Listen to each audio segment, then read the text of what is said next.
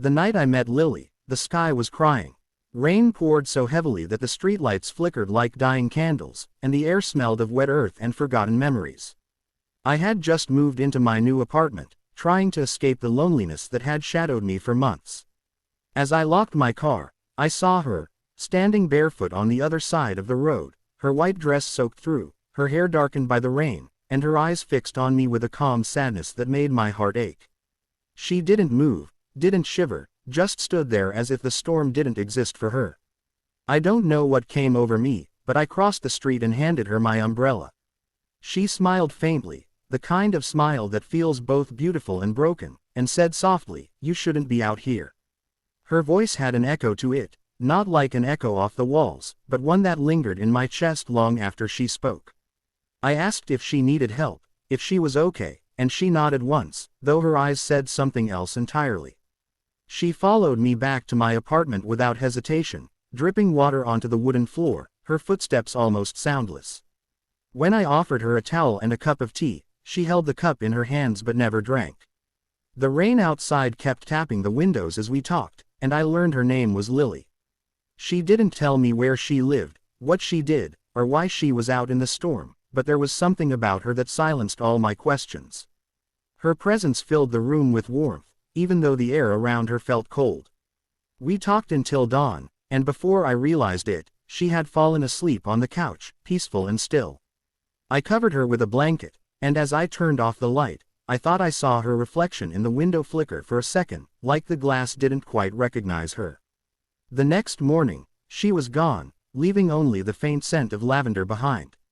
I told myself it was just a dream, until I found my umbrella neatly folded by the door, still wet. Lily returned the next evening, just as the sun dipped below the horizon, her wet hair glistening under the dim hallway light. She smiled and asked if she could come in, as if she already knew I'd say yes. Over the next few weeks, she became part of my life like she had always belonged there. She never spoke about her past, but every time she laughed, there was a pain in her eyes that words couldn't hide. I began to notice strange things. She never used her phone, never ate the dinners I cooked, and whenever I tried to take a photo of her, the camera would blur or the screen would glitch. Once, when she stood near the window, her reflection didn't appear beside mine. I blinked, thinking it was just the lighting, but a chill ran through me. At night, she would hum soft lullabies, melodies that made the air around us feel heavy with nostalgia. One evening, as we sat on the couch, thunder rolled in the distance. The lights flickered, and for a heartbeat, I saw her face pale to the color of moonlight, her eyes dimming like fading stars. When the lights came back, she was normal again, pretending nothing had happened. I tried to laugh it off, but fear had already wrapped itself around my heart. Later that night, as she rested her head on my chest, I whispered, "Lily, are you real?" She looked up, her expression unreadable, and said, "Does it matter?" Before closing her eyes again. I didn't sleep that night. I just watched her breathing, soft, steady, almost too still. At 3:11 a.m., lightning flashed through the window, illuminating her body. For a split second, I saw the wall behind her through her skin. I gasped, sitting upright, but when I blinked, everything looked normal again. The next morning, she acted as if nothing strange had happened, humming a tune, while tracing her fingers across the foggy window. When I asked what she was writing, she smiled sadly and said, "Something you'll remember when I'm gone." I told her not to talk like that she wasn't going anywhere, but she just looked at me with eyes that carried lifetimes of silence. That night, as the rain returned, she whispered something in her sleep, words that sent ice through my veins. "I wish I had met you when I was alive." The morning after Lily whispered those chilling words, I woke up to find her gone again.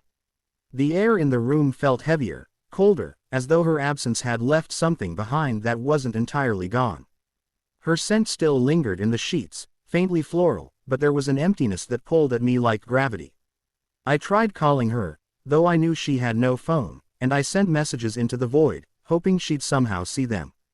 Days passed without a trace of her. My world grew quieter, like the sound had been drained out of it. One evening, as I sat staring at the flickering candlelight, I noticed something odd about the wall beside the window, faint scratch marks, carved into the paint, like fingernails dragged desperately downward. My chest tightened as I traced them, realizing they weren't there before. That same night, I dreamt of her. She stood by the door, her white dress now stained with dirt and rainwater, whispering my name as if she were miles away. I tried to reach her, but the room stretched endlessly between us. When I woke, my heart was pounding, and the candle had burned itself down to nothing. The next day, I went to the old neighbor across the hall, an elderly man who had lived in the building for years. When I showed him Lily's photograph, his expression turned ghostly pale. "That girl," he muttered, "used to live in your apartment. She died 2 years ago in a car accident near the bridge." I froze, every sound fading away. He continued, "Her fiancé lived here once. After she died, he moved out and, well, no one stayed long after that.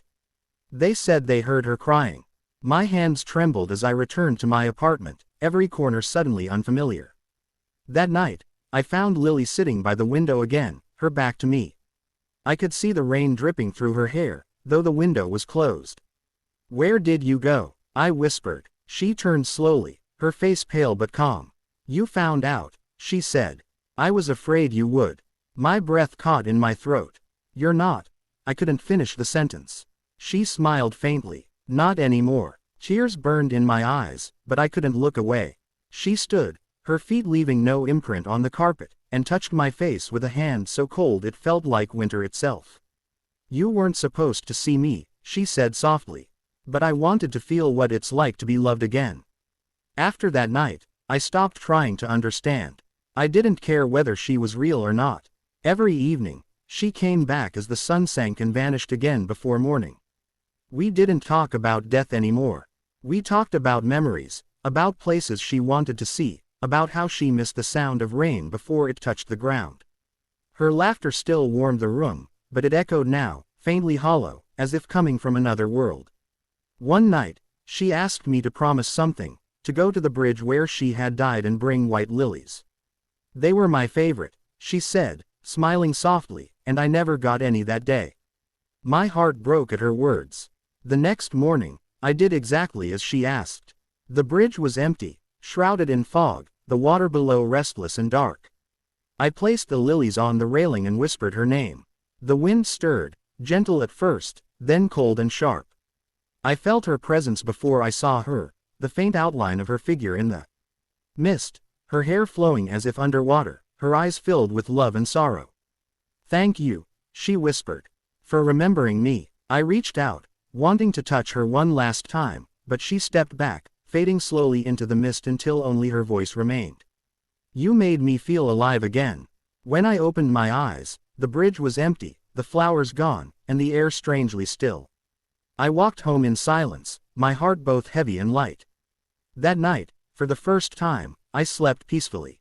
But when I woke, there was a single white lily on my pillow, fresh with morning dew. The air carried her scent, soft, floral, fleeting. I smiled through tears, realizing she had come to say goodbye. I moved out a week later, unable to bear the emptiness she left behind. Sometimes I still hear her humming when it rains, a tune that drifts through the walls and reminds me that love, no matter how brief, can outlast even death.